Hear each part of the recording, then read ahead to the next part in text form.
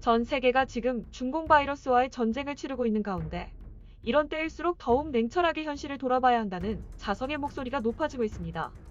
글로벌 유명 정론 매체 에포크 타임스에서 출간한 한 권의 책이 세계인의 각성을 촉구하며 큰 반향을 불러일으켰는데요. 공산주의 유령은 어떻게 우리 세계를 지배하는가? 이 책은 우리가 사는 세계가 어떻게 공산주의의 통제 속에 있는지를 명확히 폭로한 충격적인 보고서입니다. 이 책에는 공산당 유럽은 동유럽 공산당 붕괴와 함께 소멸되지 않았다라는 부제가 달려 있습니다. 서론의 도입부는 이렇게 시작됩니다. 소련이 해체되고 동유럽 공산정권이 붕괴한 것은 반세기 가까이 이어져온 동서 양대 진영 간의 냉전이 종식됐음을 상징한다. 많은 사람이 이를 반기며 공산주의의 위협이 지나갔다고 요했다. 그러나 실제 상황은 겉모습만 바뀐 공산주의와 사상이 여전히 전 세계를 휩쓸고 있다. 공산주의를 중국이나 북한, 쿠바, 베트남 같은 몇몇 공산국가의 체제나 이념 정도로 생각하는 사람들이 있지만 사실은 그렇지 않다고 이 책은 말합니다.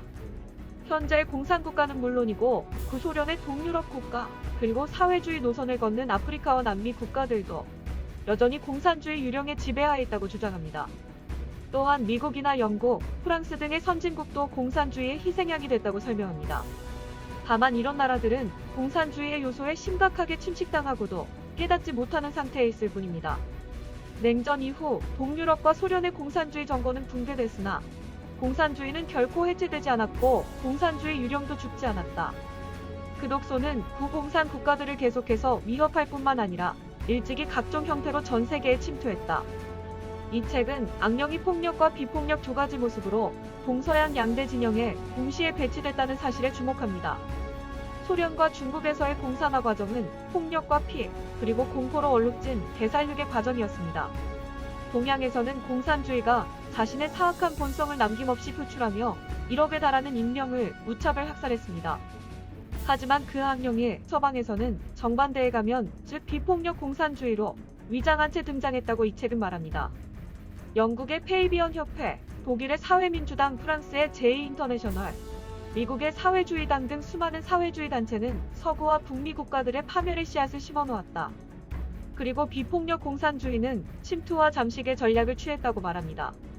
서방 사회에서는 훨씬 더 교묘하고 은밀하게 장기간에 걸쳐 뿌리를 내리는 방법을 택한 것입니다. 악령은 동서양에 동시에 배치되고 모든 업종과 영역에 동시에 배치되며 인류를 파멸시키는 전장으로 만들었다.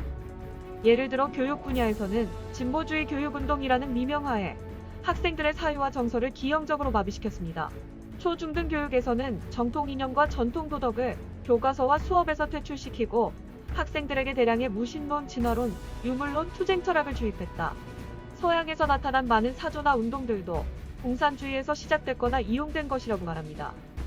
자유주의, 진보주의, 프랑크푸르트 학파, 반전평화운동, 성해방운동, 동성애 합법화운동, 페미니즘, 환경보호주의, 전위예술학파 등이 그런 것들입니다.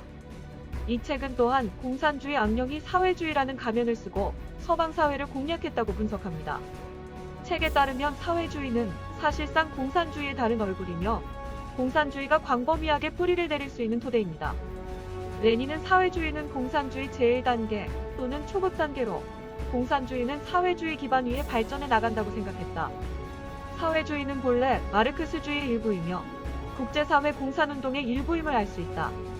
많은 사람들이 현재 미국에서 크게 유행하고 있는 사회주의가 공산주의와는 다른 것이라고 생각합니다. 2019년 5월 미국 갤럽 조사 결과에 따르면 미국인 43%가 사회주의가 미국에 좋다고 생각하는 것으로 나타났습니다. 많은 미국인이 사회주의를 용인하고 지지하고 있고 특히 젊은 층에서 이런 성향이 두드러집니다. 하지만 이 책은 미국 내 사회주의가 공산주의의 다른 이름일 뿐 그 둘은 본질상 같은 것임을 보여줍니다. 사회주의자들은 고세율, 고복지, 결과의 평등, 정치적 올바름, 차별반대, 혐오반대 이런 것들을 즐겨 부르짖습니다.